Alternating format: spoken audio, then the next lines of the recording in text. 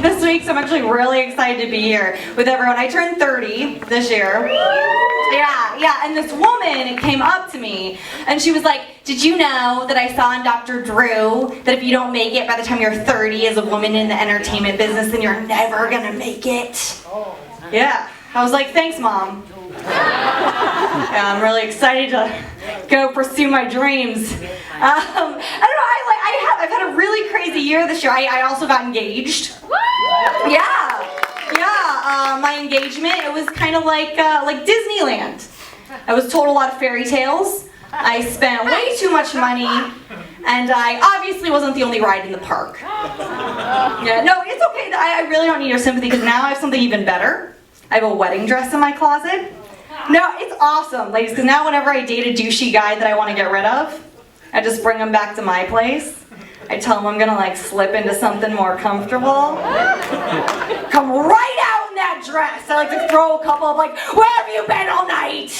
Why haven't you answered my 18 phone calls? I just want to love you. Where are you going?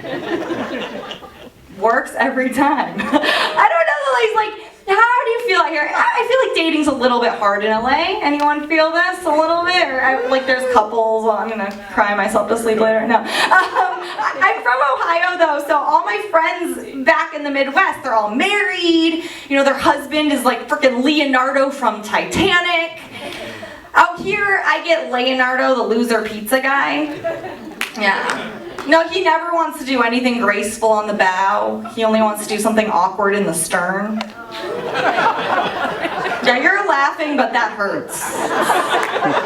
Not okay. You know, and then I went on a date last week, and the guy made me pay for dinner. Right? This is happening now. At that part, I actually didn't mind so much, but then he also charged me for the sex. Yeah, it became this whole big thing because I had to dispute the charges on PayPal. And they ask you like all these questions. Have you ever tried to dispute a charge on PayPal? They ask you these ridiculous questions. They're like, was the product faulty? I'm like, yeah, it was much smaller than pictured. You know, did it come on time? I'm like, no, prematurely. You know, they're like, well, did you try returning the product to the seller? I'm like, well, I gave back all I was able to get off me, so. It's my life right now. You know, it's okay though, because you know when you're growing up in the fairy tales, they always tell you gotta kiss a lot of frogs to find your prince.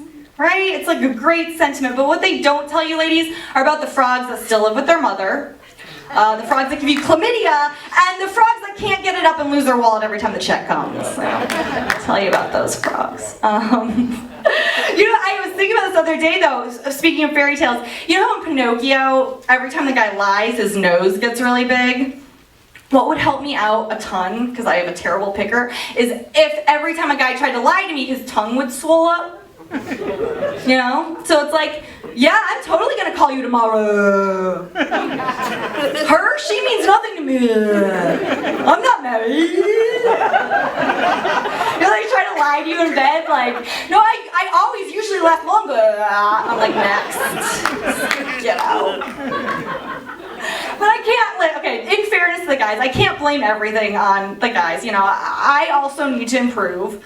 So I've gotten all those relationship self-help books. Ladies, have you read any of these? Like, they confuse the fuck out of me though, right? Because there's why men love bitches. Now this one says you gotta give your man space so he doesn't fear being locked in a cage.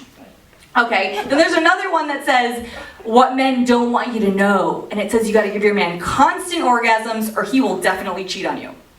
So I'm like, but what do I do now? Like, do I become like a blowjob ninja? I gotta somersault in, give him a blowjob, leave him a sandwich, because the rules say a man likes a woman who can cook, and then I get the fuck out. It's exactly, they're like, yeah, that sounds like the perfect woman.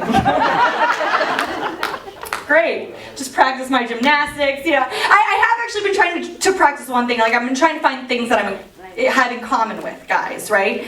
So they'll say things to me and I try to be agreeable. They're like, yeah, I like sports. I'm like, yeah, me too. You know, they're like, I like Indian food. I'm like, yeah, me too. Like, I have this weird scabby thing on my balls. I'm like, me too. So it doesn't always work out. I don't know, like I said, I've had like a really weird month. I also was traveling back from a trip.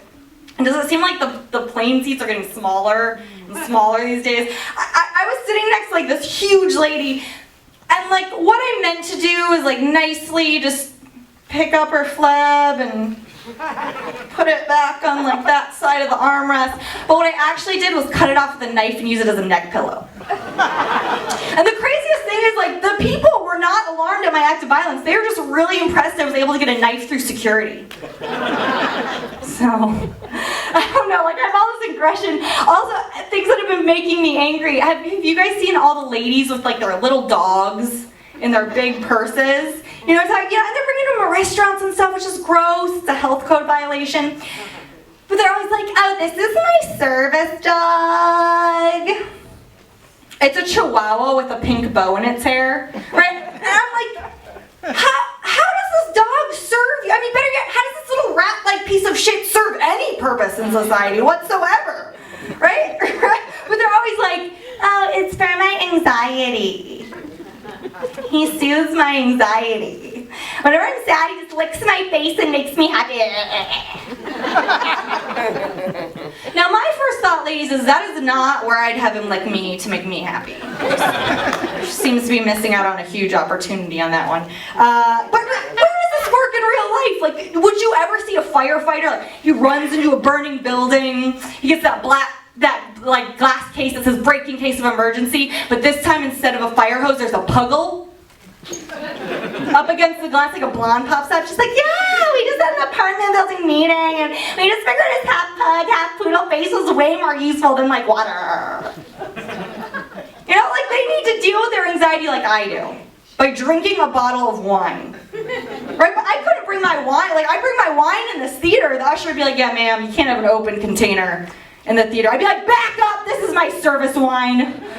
You do not want to see me without this, shit gets cray. Or like I pulled over and the officer's like, I'm like, hey officer, yeah, no, it's cool. Wait, what, this cocaine? No, this is my service cocaine, you know, from like when I clam up at parties. It doesn't work. I'm gonna leave you guys with this. I know I've told you a lot of horror stories, so I don't want you to worry about me, because I've been learning a lot. Just last night I learned something very important.